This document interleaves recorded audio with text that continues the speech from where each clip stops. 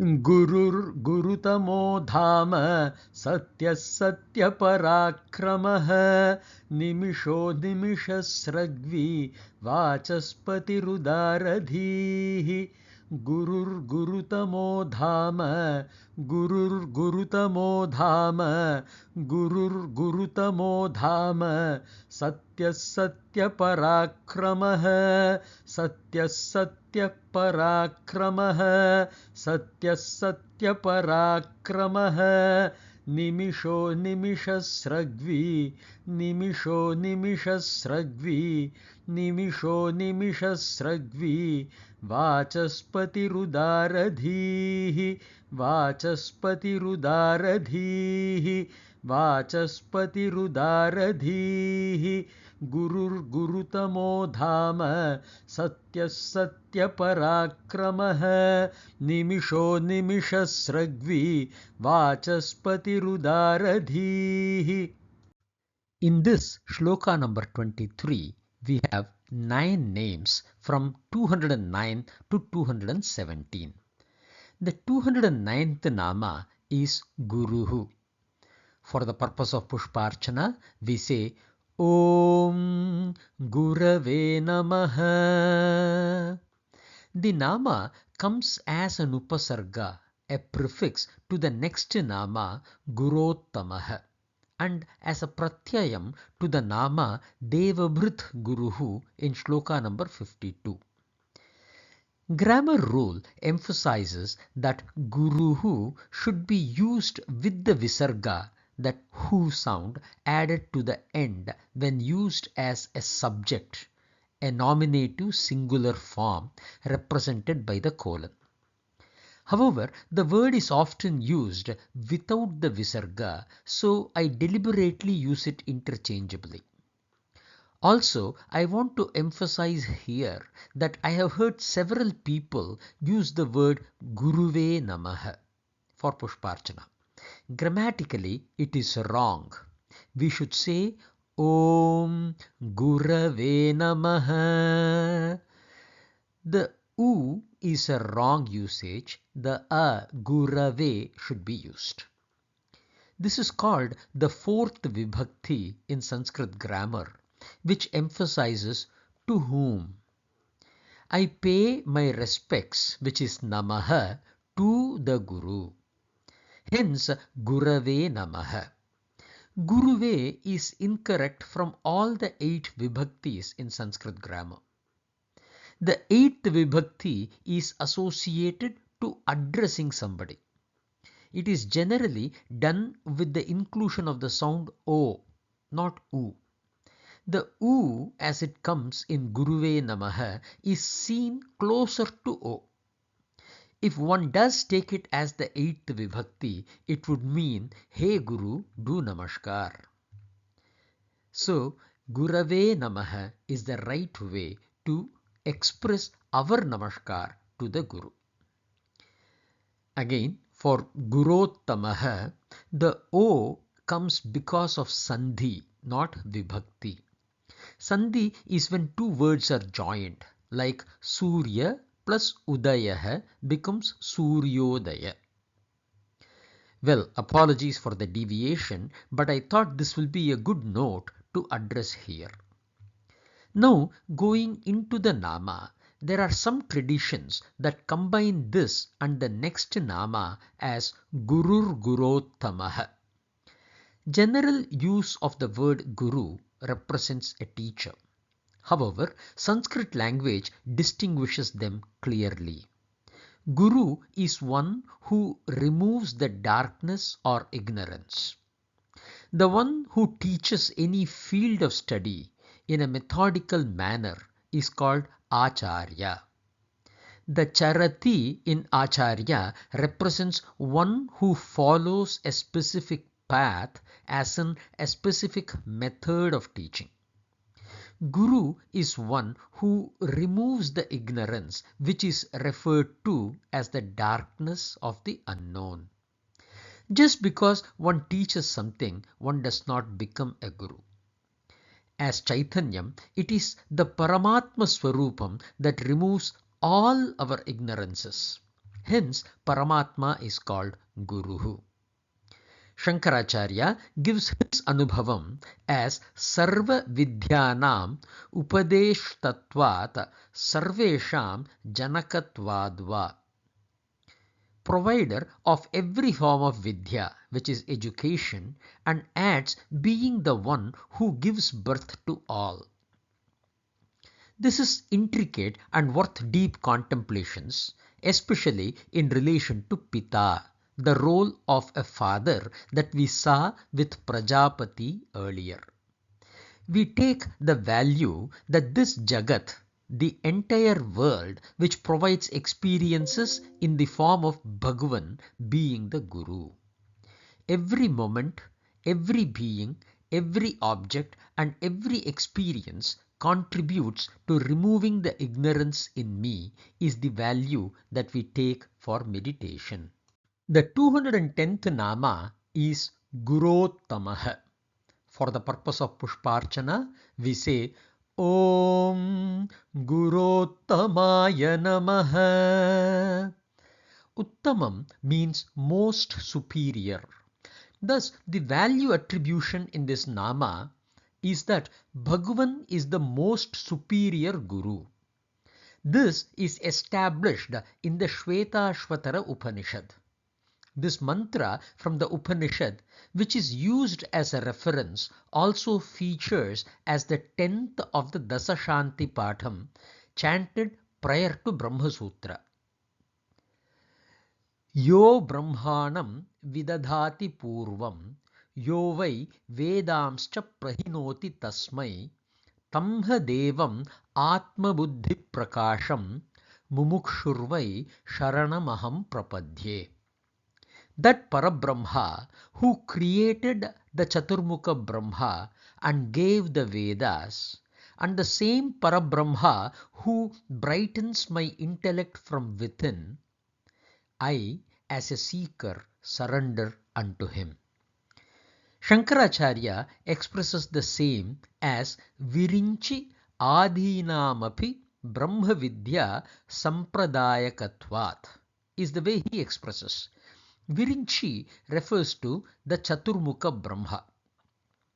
Acharya expresses that Ishvaraha is the Uttama Guru because even to the Chaturmukha Brahma and others from whom this traditional knowledge about the Supreme has been flowing has been provided to them by Ishvaraha. Hence, Bhagavan is called Uttama Guru. We emphasize on two things. One, it is the Chaitanya Amsham, the conscious principle in you, which is the light from within that removes the darkness. The Chaitanya Amsam, being the Supreme God, is the Gurottamaha. The second is the light of supreme knowledge is self-revealing in all. However, our own ignorance has clouded the light in you. The Sampradaya or the traditional Vedic lineage kindles the light that you already are. The seed to the tradition is also Bhagavan, and hence he is called Gurottamaha. The 211th Nama is Dhamaha.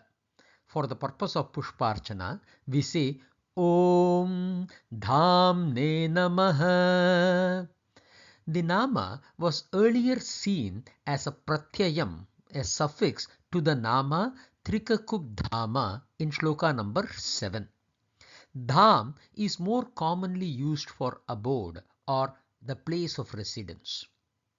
Dham also means glory, which is seen as a light of brilliance, more associated to the brightness of the light. Shankaracharya takes both the meanings and gives his anubhavam with references. Taking the quote from Narayana Upanishad, which goes Narayana Paro Jyotiratma Narayana Sthitah, he uses this mantra as a quote and says Dhama Jyotihi. He also quotes from Brihadaranyaka Upanishad 2.3.6, which gives a contextual meaning. Paramam Brahma Param Dhama is the way Acharya puts it. Here the Jyoti or the effulgence is the context. The exact word in the mantra are Antarena Taram Jyotihi. Acharya also says Sarva Kamanam Aspadatvat. Aspada means abode, place. And because he is the abode of all wishes, he is called Dhamaha. Based on this Anubhavam from Acharya, we place the value to meditate as a practice in our life to place all that we desire at the God's feet so that any adharmic intents are immediately removed. Despite our desires, what we get as karma phala may be things that we did not expect or desire. We further ensure that whatever we get, we first offer it as His prasad, as His mercy, and hold reverence to them as well. An alternate Anubhavam shared by Sri Bhattar is Pauranic incident of Matsya Avatar, in which during the Pralaya, Bhagavan saves the beings. He becomes the abode of everything during the deluge. Hence he is called Dhamaha. The 212th Nama is Satyaha. For the purpose of Pushparchana, we say Om Satyaya Namaha. The Nama Satyaha occurs thrice in Vishnu Sahasranama. We saw it in Shloka number 12, now in this 23rd Shloka, and we will see it again in Shloka number 93. We also have several associated namas like Satya Sandaha, Satya Dharma, Satya Medha, etc. Satya means truth or authentic. Earlier, for the Shloka number 12, we had taken the meaning Paramarthika Sat. For this Nama, Shankaracharya expresses his Anubhavam as one who is expressed in the form of truthful expressions. Satya Vachana Dharma Rupatvat Satyah. He quotes several declarations from Shruti. Tasmat Satyam Param Vadanti.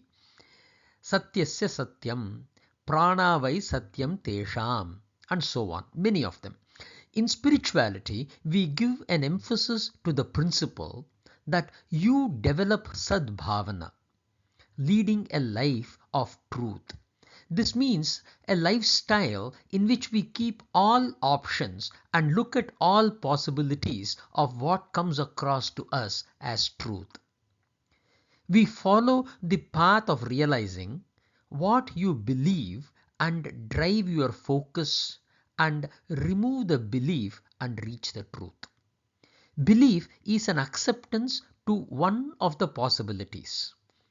Attainment of the truth is overcoming the limitations of belief. A deep value to contemplate and a wonderful Nama to meditate. The 213th Nama is Satya Parakramaha. For the purpose of Pushparchana, we say Om Satya Parakramaya Namaha. A similar Nama, Satya Dharma Parakramaha, will be seen in Shloka number 31. Parakramaha, as per dictionary, means to attack, heroism, courage, strength, valor, energy, etc. Shankaracharya gives his Anubhavam as Satya Avitataha, which is not in vain or not, it's not futile, right? That's what the meaning of Avitataha is. Parakramo Yasya Saha, as in one whose truth is absolute, infallible, and one whose strength is unparalleled. For meditation purposes, we contemplate on the value that it is our common approach to desire to win, and to that we display our prowess. It must be the other way around. truthful display of our prowess will take us to the victory. The 214th Nama is Nimishah. For the purpose of Pushparchana, we say Om Nimishaya Namaha. In Bhagavad Gita, we have seen the words Unmishan and Nimishan. It comes in the chapter 5, shloka number 9. Nimishaha is the state of eyes being closed. Here, Bhagavan is characterized as one with his eyes always closed. This denotes Bhagavan does not need the eyes to see. As a witness, Atma does not perform the act of seeing. The act of seeing originates from the Atman and not that Atma sees in literal sense. When the eyes are open, the mind is extrovert. When a person is in deep thoughts or trying to remember or contemplate on things, there is a natural tendency to close the eyes. The value attributed to Bhagavan is to indicate that Bhagavan is ever rooted in himself. This state is called as Yoga Nidra. Shankaracharya states this as his Anubhavam, expressing it as Nimilithe Yato Netre Yoga Nidra Tasya Ato Nimishaha. The 215th Nama is Animishaha. For the purpose of Pushparchana, we say Om Animishaya Namaha. As explained in the previous Nama, there are two terms, Unmishaha and Animishaha. The difference is subtle.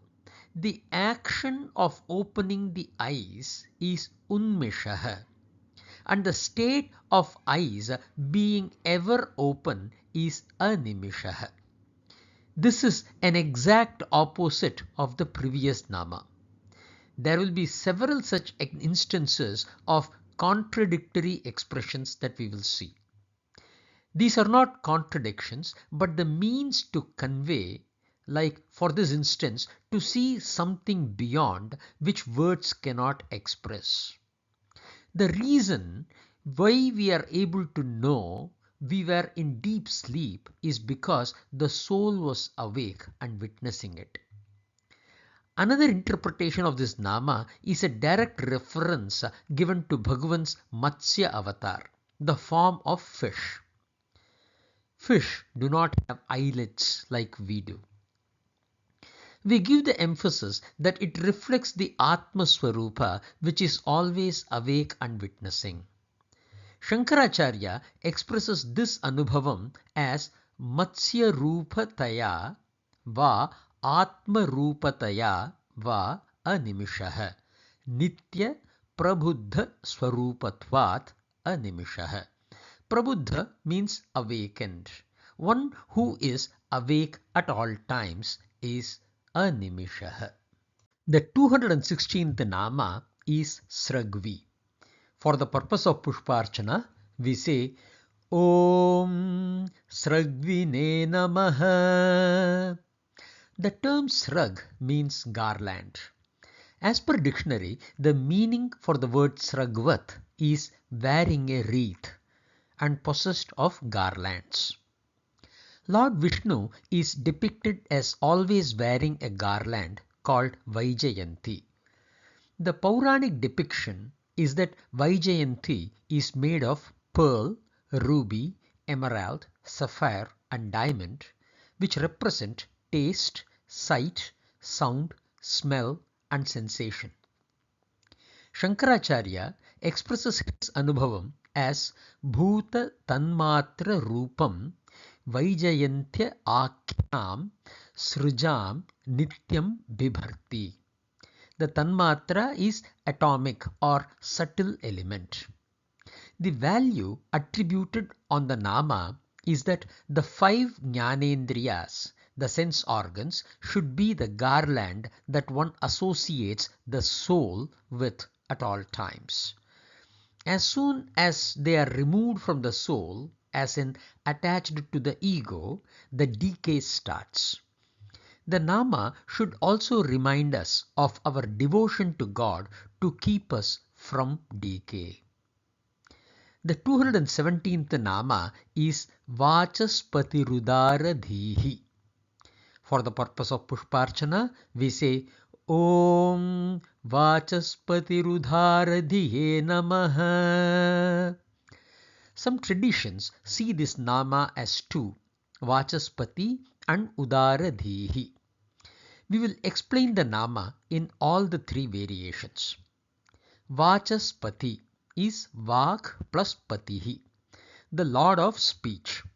As a value, it emphasizes the importance of speech. The capability to control and to express is instrumental to success. This is established through the association of Brihaspati, representing your Guru, guiding you to divine means. Soma or moon representing our Manaha or mind, and Vishwakarma representing the architect creating the means for your kshetra, the field. And Prajapati representing the leadership qualities you will possess with the unison of all. Vachaspati is the glue, as in the maturity one attains in how they balance their expressions, bind the four pillars that you hold for your success. Udaradhihi. Dhihi represents buddhi or intellect. Udara means generous, noble, illustrious, etc. Together, the value represented is one who has illustrious or great intellect, as in an intellect which pursues the path of truth, goodness and welfare. On an illustrious intellect which represents one devoid of any misunderstanding. Together, the Vachaspatirudaradhihi, Shankaracharya establishes his Anubhavam as Vacho Vidyaya Patihi Vachaspatihi. Sarvartha Vishaya Dhira Buddhirasya iti Udaradhihi. Having lordship in the ability to express is directly associated with the ability to grasp the situation to the fullest. It is not only a correct understanding, but the ability to see the error in wrong understanding that prevails in a situation. As a Vachaspati, you will then be able to express that which is appropriate, like whether to correct the wrong understanding or to proceed with the establishment of the right path in the most efficient way, and so on. Hence, we take this nama together to emphasize their value as a whole in us.